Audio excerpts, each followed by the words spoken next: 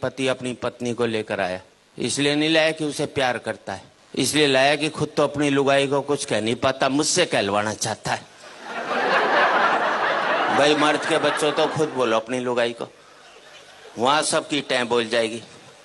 कई बार तो मुझे ऐसे लगता है जैसे इस देश के पतियों ने मुझे सुपारी दी हुई हो कि हम तो कुछ नहीं कहेंगे, तू कह दियो हमारी तरफ से। यह देखा जाए तो इस देश के पतियों का मैं अम्बेडकर हूँ। ये बेचारा शोषित समाज जो आज तक ऊपर नहीं उठ सका, इसको मेरे जैसे ही संतों की आवश्यकता है। इस देश के पतियों को एक संत मिला है, इसके लिए उसका स्वागत कर सकते हैं। बोलो पत्नी नहीं देखे बस इस हिसाब से ताली बजाओ। और वैसे भी देखा जाए तो आजकल मार्केट में बहुत संत घूम रहे हैं, और दूसरे शब्द में कहूं तो मार्केट वाले संत घूम रहे हैं। जिस संत के पास जाओ एक ही बात कहेगा, माया त्याग दो। बोले क्या करें? बोले मुझे दे दो। हर एक चाहता है वो तो करोड़पति बन जाए और आप बाबा जी बन जाओ। लेकिन मैं इतना ही कहना चाहता हूं, अभी मैं अमेरिका गया, मैंने वहां देखा पति पत्नी बहुत प्यार करते हैं।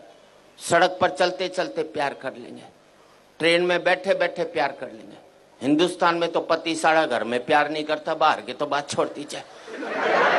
इतना प्यार करते हैं अमेरिका में पति पत्नी की, उनका प्यार का कोटा 2 साल में पूरा हो लेता है, फिर वो तलाक ले लेते हैं।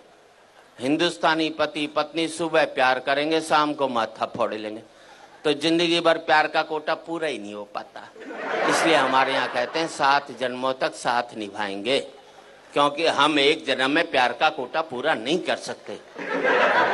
हंसने की बात नहीं, आपको अगले जन्म में दूसरी लुगाई चाहिए तो इस जन्म में इस वाली को खूब प्यार करो, अपना कोटा पूरा कर लो बस।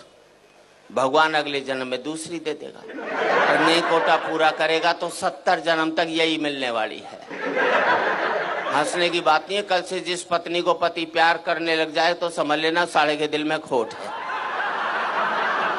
वो चाहता ही नहीं कि अगले जन्म में ये। मैंने तो टेक्निकल बात बता दी। अच्छा, मैंने रिसर्च की कि इस देश में पति पत्नी से डरता क्यों? हमें जितनी भी ताकतें मिलती हैं सब औरतों से मिलती हैं। पैसा चाहिए लक्ष्मी जी के पास जाओ, बुद्धि चाहिए सरस्वती जी के पास जाओ, ताकत चाहिए दुर्गा जी के पास जाओ, आदमी के पास छोड़ा क्या? मेरे समझ में नहीं आया।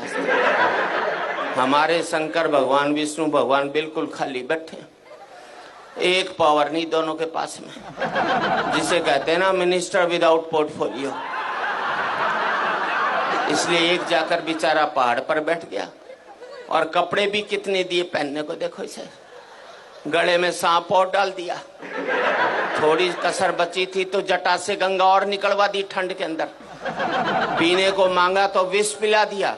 ऐसे में आदमी तांडव नहीं करेगा तो क्या बांसुरी बजाएगा भाई? सीधी सी दूसरे को शेषनाग पर लिटा दिया, वो भी समुन्द्र में दूर दूर तक पीने का पानी भी नसीब नहीं हो सकता।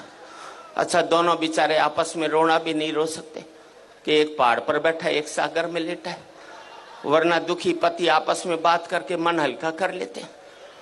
एक हमारी जान को आ गया करवा चौथ का व्रत, पता नहीं लुगाई कब तोड़ दे।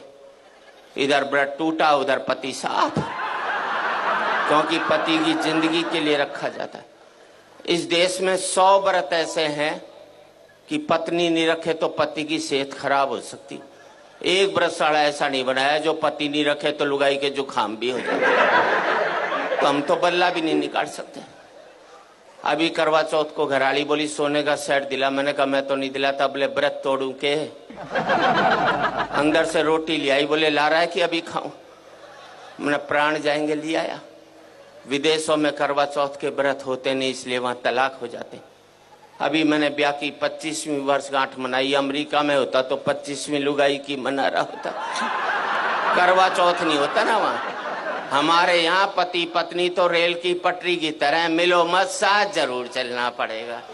अलग इसलिए नहीं हो सकते कि बच्चे स्लीपर बनकर दोनों को जकड़े हुए हैं, ना इसको इधर जाने देते हैं ना उसको उधर जाने देते। अच्छा, इस देश में हर एक पत्नी पति को एक धमकी जरूर देती है।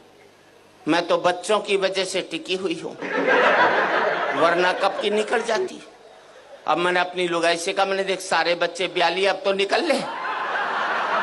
बोले ना जरा पोते का ब्याह और देख लो, उसने कभी नहीं निकलना। और मैं आप सबसे एक ही बात कहना चाहता हूं, जिन परिवारों ने ये बच्चों के स्लीपर मजबूत रख लिए वो पति पत्नी इकट्ठे रह गए, जिनके ये स्लीपर कमजोर हो गए वो पति पत्नी भी अलग अलग।